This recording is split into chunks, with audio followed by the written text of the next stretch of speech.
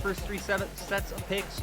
So I wonder if that's something that OMG are going to think about looking at, and immediately just going straight towards Xia and Rakan with the amount of AD carry bans you highlighted. I'm surprised at the level of presence we're seeing from Xia Rakan, because again, it doesn't feel like it's had that much impact so far for me. But there must be something happening in scrims, because we're seeing a ton of it. As K'Sante, not going to be a surprising. I feel like this is the Shurima rotation, right? The Azir, the K'Sante, these are the two most, I guess, blindable solo laners in the game right now. Maybe Udyr is in that conversation as well, but he's not Shurima, so that doesn't really help my point, does it? No. Maokai going to be locked in as the third pick. I feel like this is kind of becoming the trinity, right? These are the three most picked champions in the LPL at their positions. Varus Renata would be the kind of duo to round that out. Obviously, Varus being banned means that is not possible. Now for OMG, I guess it's about if they want to go for something like that Udyr themselves and have a bit of that handshake situation in the top lane, or if they go for a counter. Jax, Gwen, which they just locked in, kind of being the two that come to mind. Gwen has been something that we haven't really been seeing in the LPL. I actually believe this is the very first Gwen pick we've had so far this split. We've seen it banned sometimes, but never being brought to fruition. So something that I remember Q playing quite a bit when this champion was introduced, and now we'll see if he's able to make an impact on it again. Going to pair quite well with the fact that, you know, most junglers right now in the meta are AD champions, so definitely going to be able to find some kind of strong pair up towards that top side. Yeah, I wonder if it will be junglers that get banned away here, but no, focusing towards that mid lane, taking Tristana away from Angel, wanting to deny the kind of AD split push angles with the LeBlanc, the Tristana, trying to deny the threat onto Care, but also the threat in the side lane as well. I'm curious what we're gonna have like for bot lane for FPX with all these bans. Like, again, there's AP options you can go to. I guess we still have the Jhin, which really hasn't seen much play. And oh, true. We did that one earlier in the day. Could go towards that again. And now for OMG, yeah, I guess it makes sense. Ezreal too. Doesn't really mean too much when FPX have already shown both their mid and jungle pick. I guess their jungle can maybe define more of how this comp plays out. Just going to get a safe option in that mid lane. They already have the Rakan, which can be a bit of ball delivery for them. And there's still so many engaged AD junglers that can be put in there that can go to support that too. See which one they're going to go for in the end. Looks like it could be the Ezreal pick. Ezreal, I think, a lot stronger than people realized on 14.1 and then got buffed on 14.2. If you're playing a live patch, play a bit of Ezreal if you've got the hands for it, because he is real strong on 14.2. But pre-buff, they've decided instead to go to Zeri down at the bottom side with the Lulu alongside it. So hyper-scaling here on the side of FPX with both the Zeri and the Azir. Yep, and in my mind, that kind of just cements bringing out something like the Vi, something we saw just picked into Zeri so much, having that ult to lock down, such an annoying target to stay on top of. Another champion that kind of can set up Angel to find success with his ultimate. And yeah, this one might end up being a long one, Munch, because both sides definitely having tools to want to look late. They end up not going for that guaranteed lockdown, so this might be a game where Deokdam has a lot of freedom to try to take over. Yeah, I feel like the Vi was definitely a more guaranteed way to start the fight off, but maybe deciding with the Rakan already in their composition, they don't need as much engage, they need more follow-up perhaps. So XiaoFang going to go with the Xingzao, but also a little bit of early pressure available with that Xingzao to get into the Maokai's jungle early on. It's what we saw in game number 1 as well, but we'll see. A lot of scaling on both sides. Definitely brings in more early game presence. They also now have like the double octagon, you know, the Gwen and the Xingzao, making it a living hell to like walk into them once we get team fights with both of them involved. I wouldn't be surprised if we see a bit of attention put up there this time around, but yeah, it's going to be interesting when we do have the Zeri Lulu coming through of how much, not even just ganks, but like how much pressure are we really going to see being put towards lanes. Mostly just about farming, vision control. That's kind of where these comps seem to lean. But when you have things like Lulu and, you know, have that range, maybe some heavy trades come out in bot lane and even just potentially set up 2v2 kills to be able to happen. I'm just being hopeful. I just want some action. Yeah, we'll have to see. I'd certainly hope there's action, but whether or not it comes through is a different question. I'm also really curious what kind of Zeri we're going to see today. This is the first Zeri of the year here in the LPL. And there are crit builds for like Stormrazor with your Navori, that kind of thing. But there's also that classic lawnmower build of the Titanic Hydra, which honestly, the changes to Titanic Hydra kind of favoring Zeri, bit more AD on it, bit less tankiness, less scaling with the tankiness, more just flat stats. And then obviously you go with the Runans, etc., etc. But here we go. Into the game for game number 2 between these two teams, and we'll see if OMG can get back in the series. Well, seems like no Giles. I was gonna say, it seems no Giles to be found this time around. I know in LCK, it seems like the most popular variation has been the Navori and Stormrazor. Still, maybe that'll be what we see, right? I feel like with picks like this, typically it is like copying, if you are scrimming them, which you would assume. You know, probably scrims happening between FPX and some of the LCK teams, especially when they have Deokdam and Life on their roster. But that's not always true, because, you know, those teams in LCK weren't doing the Ghost Blade on the Aphelios. No, certainly not. Just having a little look at Deokdam's match history. He has been playing the Zeri a little bit recently, not one of his big picks, but did go for the experimental Hex Plate build with then going in towards the Stormrazor, that sort of thing. So, see if that's going to be the option he goes for in this one. Only time will tell. Life ignited straight off of the bat here. Huge damage out from the OMG bot lane, but reasonable trading back from Deokdam. And actually going to Ghost to try and get the pressure down. Slow from the Glitterland. Starry, is he going to have to flash as well? 1 HP! And does flash away. Huge stop for Deokdam and Life. This is actually going to be really impactful too, right? Because not only did OMG have to burn more sums, now, I mean, look, Deokdam and Life having complete control of the wave, going to try and deny some minions some experience from Starry, so they should be able to maintain an advantage in this lane going forward. I guess the question is going to be jungle intervention, but what a great start for the FPX bot lane. We highlighted in the AL series, they were able to find pressure in the 2v2 lane. They just weren't able to translate that into any kind of meaningful win, but this is exactly how you want to start a game off. And really important note on the jungle pressure point is that XiaoFang currently on his chickens. He's been spotted on a ward. MilkyWay skipped the Grom. He's moved straight down to the bottom side. He could be able to get into this bottom lane a little bit earlier. I don't know whether he'll be able to... Oh, wow. Oh, Life no. just absolutely smurfing on Ppgod. He's going to be forced back to base. Once again, left in a 1v2 situation here in the bot lane. At least we had the ward and Tribrush come through, so like you're saying, maybe it means MilkyWay being down here won't really be that impactful.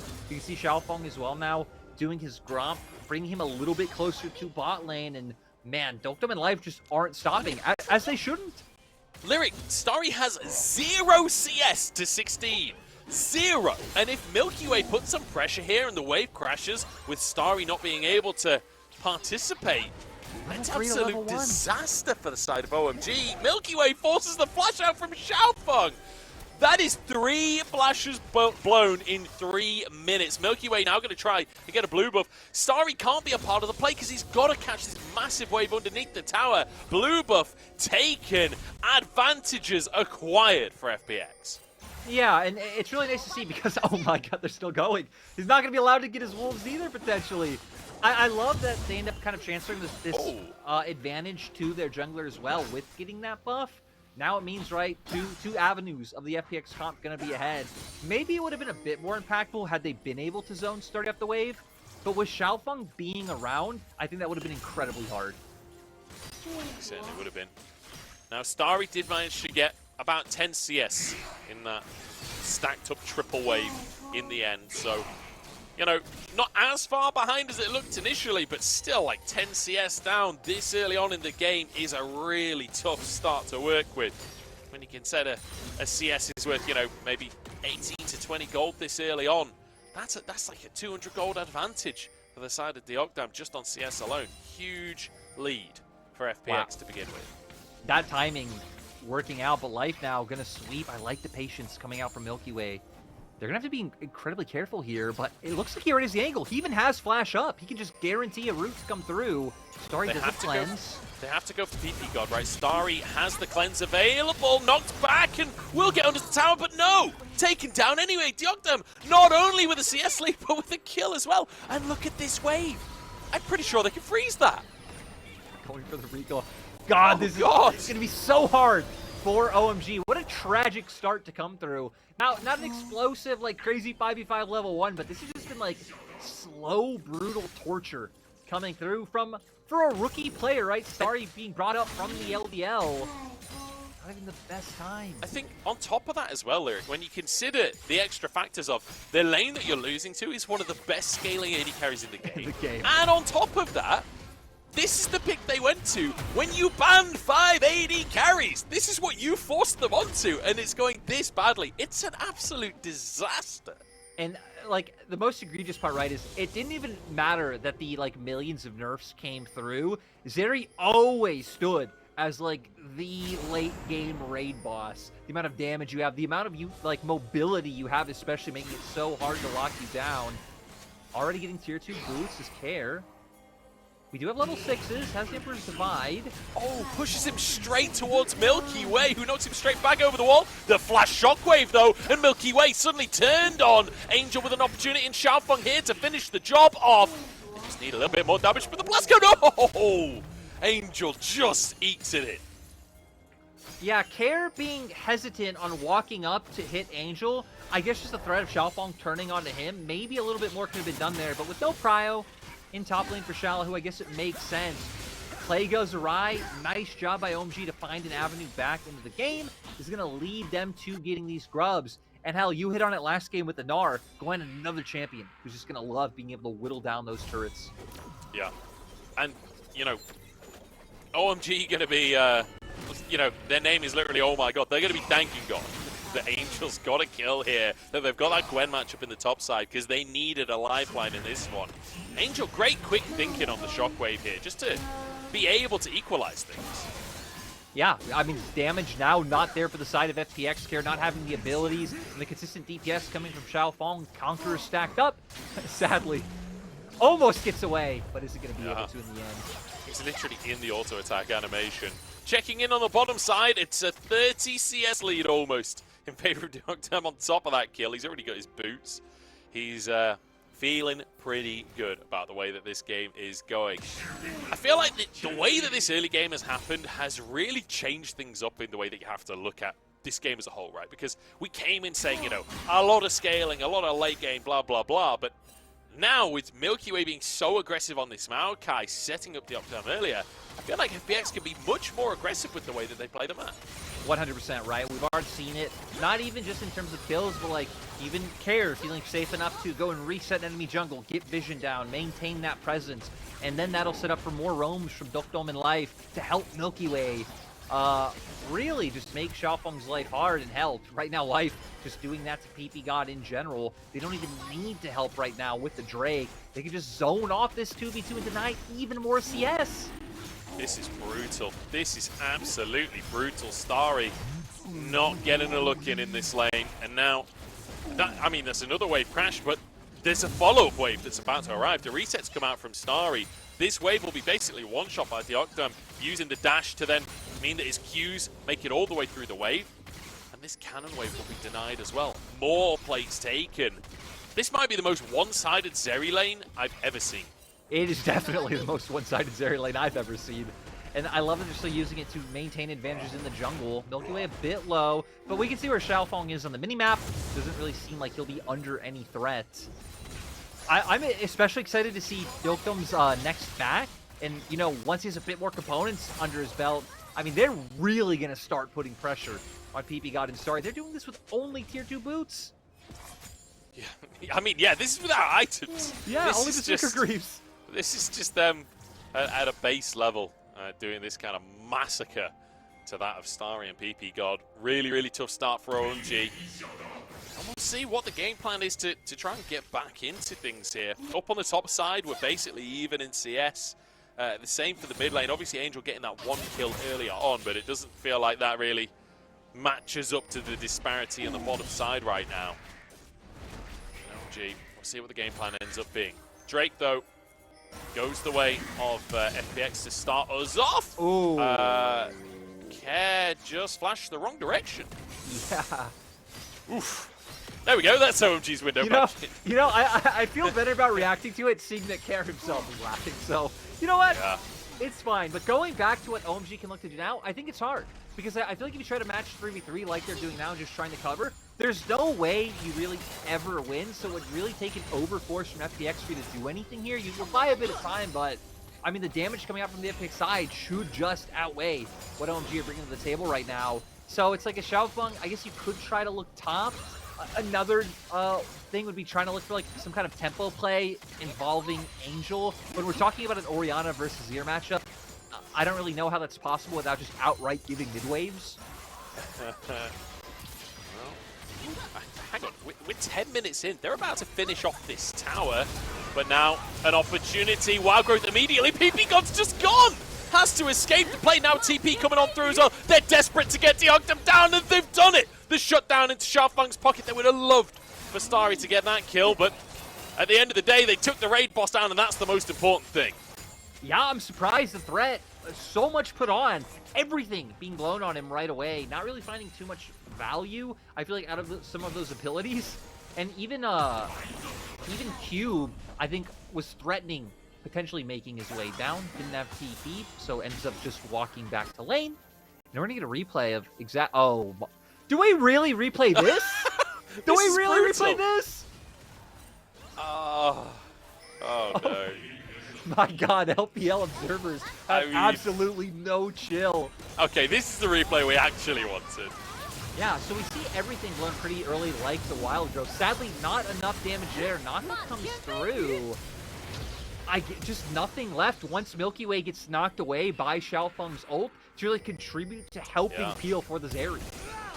And with the TP coming down, plus like the flash from MilkyWay, Deokdam and Life both using their summoners, that's a 6 summoner play for the side of FPX, and they end up losing out on it. It's really a tough situation for them. And Gold not far off of even Starry finally getting to get some CS. He's only 20 down now. As Care has moved into this bottom side, you can see Deokdam over in the mid lane now. The plate will go down. Starry gets himself an extra little bit of gold. You know, he's still massively behind, don't get me wrong. And at least something goes into his pocket now. Yeah, and I'm curious to see how we pivot into this Dragon setup. Right now, FPX obviously moving AD carry to mid. Once we get Life coming back here, should have an easier time pivoting into River. And with Starry going for his recall, I guess just about if FPX notices this opportunity and actually tries to force their way in. Yeah, we'll see if they're going to be willing to. Massive mid priority, though, for FPX here. Kind of like that gives them enough space and time to take control of the area. And the story actually up in the top side. Xioalaohu doing a really good job in what's generally considered to be a tough matchup for the K'Sante, but I suppose that's when Ben has a little bit more AP, and for now, Xioalaohu going underneath the tower here to try and get some extra damage down. Got the plate as well. Yeah, and I think that's also a difference, right? Xioalaohu already having his Kinetic Rookhorn finished off to where Cube might have Riftmaker now that he's keeping back, but didn't have it, you know, in his kind of last sequence in lane. Yeah. Well, we'll see how that top lane matchup is going to continue, because, as you say, finishing off that first legendary, so crucial between the two. But here we go. Drake started off. OMG the ones on the scene right now. First Drake was taken by FPX earlier on. XiaoFang just sitting on the objective for now, and it will be taken. Roots come on through. Ppgod, though, with a charm across the team. Double knock up the shockwave on 3! Huge fight for FPX! Oh, sorry, for OMG as they find their way back in, but Deokdam is still alive. He's still going, and Starry, he's got a K'Sante behind him. Starry down, and OMG, FPX managed to get themselves back in. I can't keep track of this. There's so much going on. Honestly, I was kind of left confused by the Emperor's Divide. Once again, I believe connecting onto no one.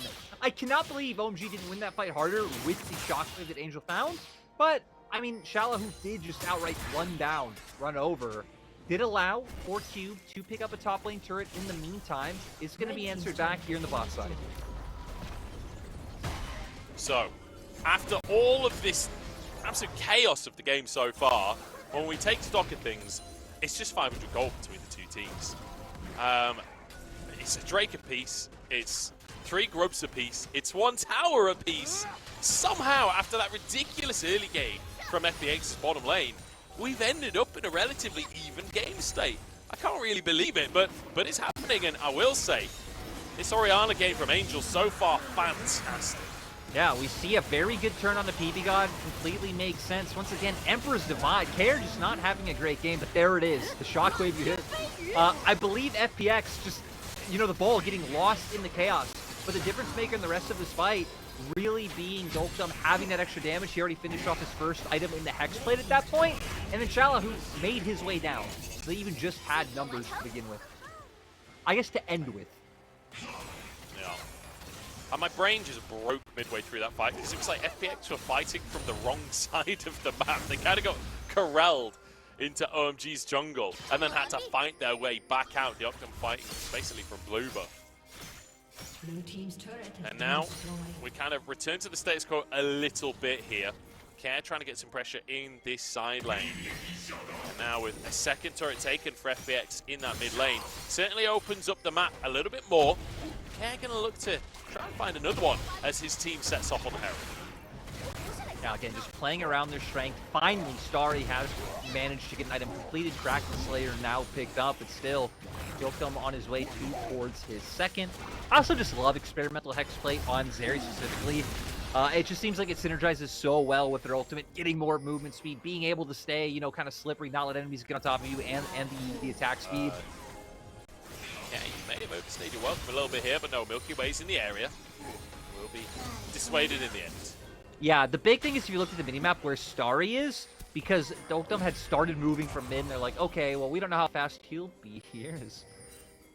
Ooh, FPX. They're hoping to find Starry, I think. Yeah. He was playing it safe, luckily for OMG. Will not get caught out. If they just take this tower, actually, they have a lot of damage. A TP going to be committed. And honestly, you'll take that. That's essentially a miniature objective in of itself. Yeah, because now you can do like a similar thing, right? Send KR back up towards top side. He has the TP. Who's going to match? I mean, Angel can't now cube. He now has to match Xioalaohu anyway. Xioalaohu still has that TP. So a lot of global pressure that can be put up by FPX. And honestly, just try and force either a 4v3 or a 5v4, depending on if top laners join in. We'll see if the top laners will join in or not. Whether or not we actually get a fight for this Drake, it's up in a minute's time. Xioalaohu moving to that bottom side. Resets across the board, but you expect KR to move up towards that top side. Yeah, you can see it on your minimap now. Angel's going to have to match him, and honestly, I feel like that means OMG kind of just have to concede this Drake.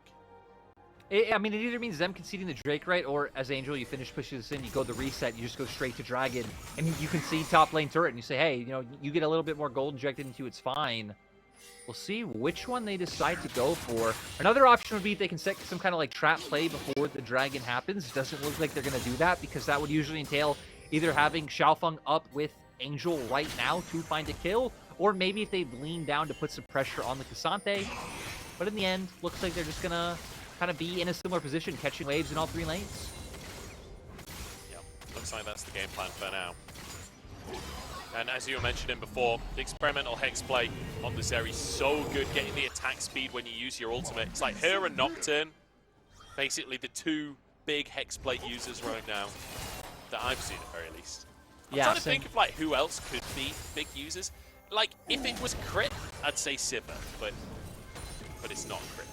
So I don't know if you could ever really build it as Sivir or not. I mean, you could. Maybe as a 5th item, you could have 80% crit. You know, whether it's good or not, who knows, but yeah, you always could. But here we go. Rift Herald being placed down, so I like this. FPX putting more pressure on the map. They did just opt into giving top lane turret. And look at the minimap. FPX say, fine, take your second Drake. We're just going to pressure all these neutral objectives. We're going to take not only a tier 1 in the top side, we're going to take a tier 2 in the mid lane, and then we're going to rotate up to the top side as well. You don't have a TP on Angel. He's going to have to walk up by himself and suddenly finds himself alone. Flashes over the wall to safety, just about. Relative safety, at least. As now FPX have to retreat. OMG, the cavalry have arrived. Cube is on the flank right now, but Deokdam already doing a lot of damage. Jumps over the wall. He's left the rest of his team without that damage, but not even the needle work can slow them down enough. But now, I mean, you look at bot lane, Xioalaohu, who's now going to be able to deny some CS, and it feels like ever since FPX pulled that TP from Angel, that OMG just didn't know how to react on the map. They weren't okay with giving up that Drake, which is kind of, oh my god, well, who cares about the analysis or getting a Baron attempt? Look, I think this is part of that analysis though, right? This is FPX with some incredible map play. Like, I know we've not had the cleanest League of Legends so far across the course of the LPL, but I think FPX may be one of the best macro teams we've seen so far. Managing to get themselves this Baron, the Roots deny any chance of a steal. Can they survive is the question. Shockwave dodged away from by MilkyWay. As now Xioalaohu, who TP'd in, gets a wild growth to try and escape with the knockback as well. They get out with just a single casualty. You'll take that any day of the week. Yeah, OMG just really seems so flustered. I'm really surprised they did not end up giving up that Drake and like could see the potential of how FPX can just abuse them on the map, like we've seen. And then the Baron, they clearly just didn't expect it at all, being like, hey, FPX have been on the map for a while. You know, they've lost some health, some mana's down. They probably need some resets. No, they do not care about those resets. We're gonna see here. Oh, that's even more embarrassing. They even saw. That's a tragedy. They even saw. It really is a tragedy, and this off the back of the pressure down to the bottom side from Xioalaohu as well, forcing the TP, and then suddenly Baron taken life, just buying space, buying time, a little bit of a polymorph coming on through there. Smiting, and XiaoFang even flashed for it. It goes from bad to worse. You know, with how we saw that went down, I didn't care about any of that. The only thing I cared about was, I don't know why, like a drive-by polymorph is just kind of like one of the most like whimsical things you could do. Literally, like, provide nothing else, just walk up polymorph, immediately run away. Good job, Light. I mean, he only had like 300 HP, but it's not like they could focus on him right then. So FPX, I mean, great bit of play coming out from them. And, you know, the early game, bottom lane, looked really, really good, right? But then things start to go a little bit pear-shaped. But now, this macro play, the play around the map has been absolutely fantastic from them the last few minutes. And it's netted them such a lead now, 3,000 gold. More importantly, the Baron buff to work with to turn that into more, even a Sun Disc to retreat to as well. Deokdam, still an absolute monster on this Zeri. I'm curious how many items he's on at this point. I didn't get to check before the scoreboard went away, but I'm scared of the answer. Yeah, I didn't either. I mean, really, this past like 5 minutes has been such like a good sequence for FPX, and they want to make it. They want to make it 6 minutes. They want to keep finding. They do. Trying to use this Baron. They've got the true damage burn as well. The cannon ticking away on that tower. I think this is going to be an inhib tower going down shortly. Got to be careful of the shockwave. The shockwave from Angel could change everything if they group up in a siege like this. Angel's just waiting for that opportunity, but one more wave will do it. They've got 20 seconds, another wave coming in. This is their last Baron wave to work with, but the tower is solo. There's no cannon though, and it means the inhib tower will survive for OMG. So they have a bit of time, they have a bit of space to play with. Dragon going to come up again in 50 seconds, and it feels like this is where... actually, probably FPX are just going to get this one for free, thinking about it. OMG, if they do opt into it, I'd be a bit surprised. They aren't like too massively behind in, honestly, in gold or items. I'm actually surprised it's only a 3k gold lead with the fact that they got the Baron and the rotations we saw coming through earlier. But who knows, maybe OMG do opt into fighting. I feel like the right call might just be waiting to try to get more gold, but at the same time, that is just giving Zeri and Azir more time to just get massive. Yeah, I feel like you're on 2 items, on Xia and on Orianna. Maybe now is the moment. Same for Cube as well, he's got the Blighted Crystal. Maybe now is the time you've got to fight to try and stop the bleeding. MilkyWay getting chased down. I think OMG having a similar mentality as they posture for what could be a scrap. Care not here. No one answering in top, so once again, more minions being denied, more turret damage being done. The indecision, it's killing them.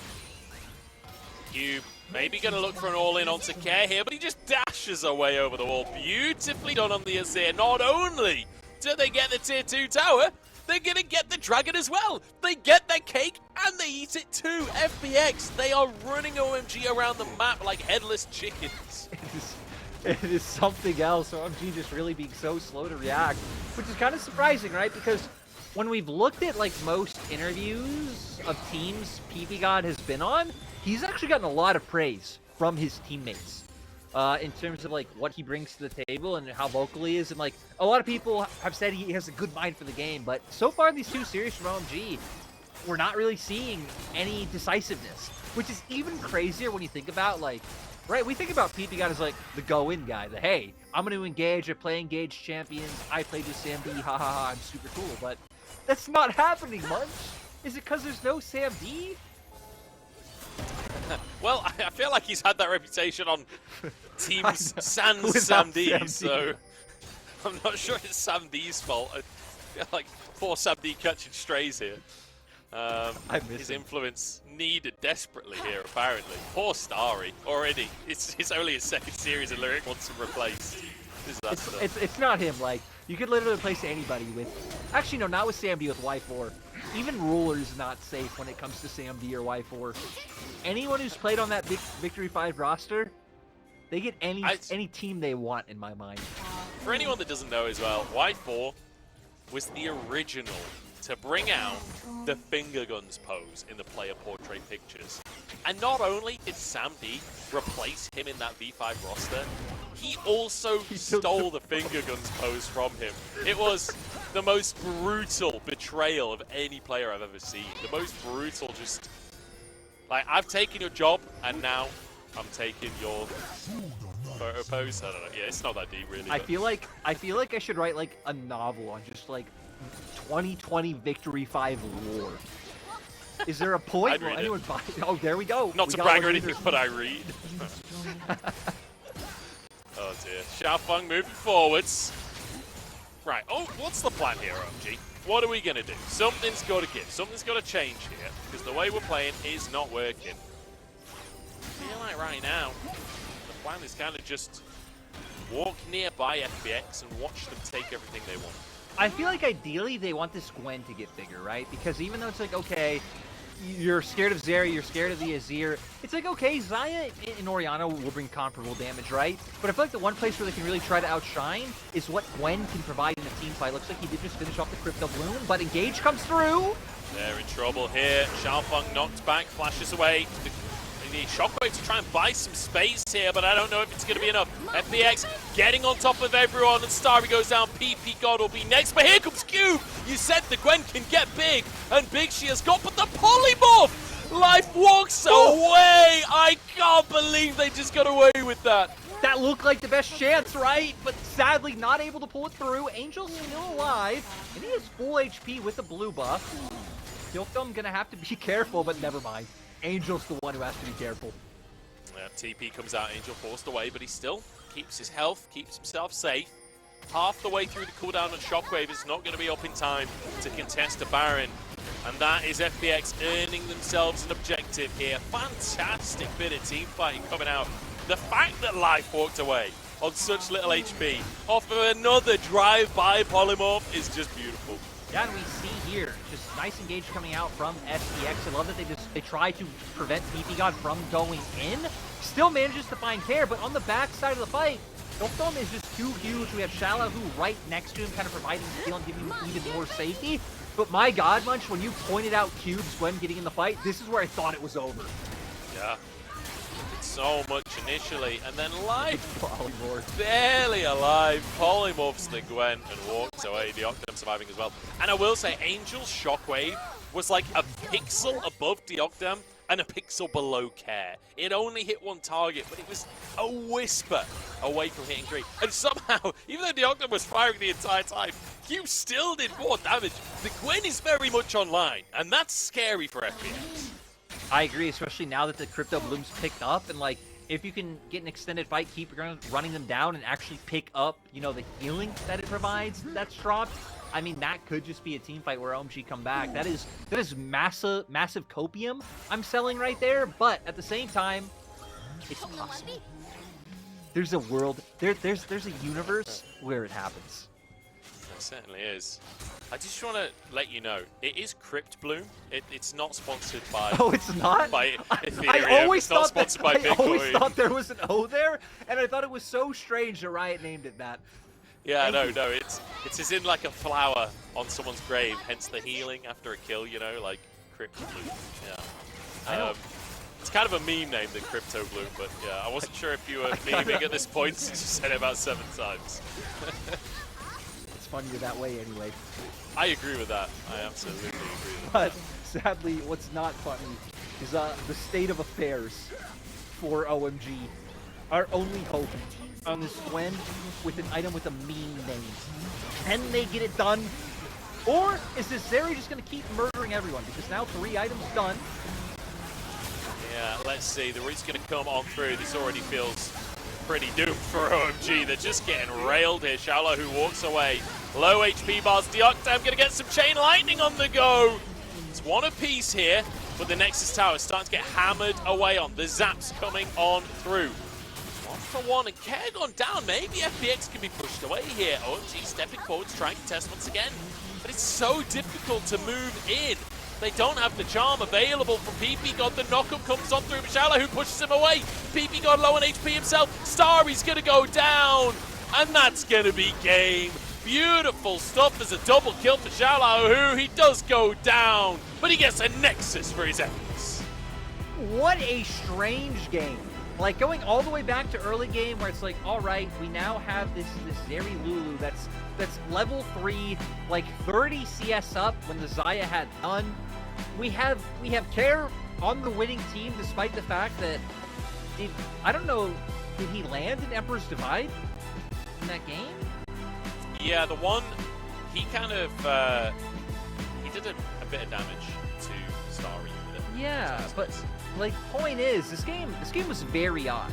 Like, and you could see that OMG, because of how the early levels went, didn't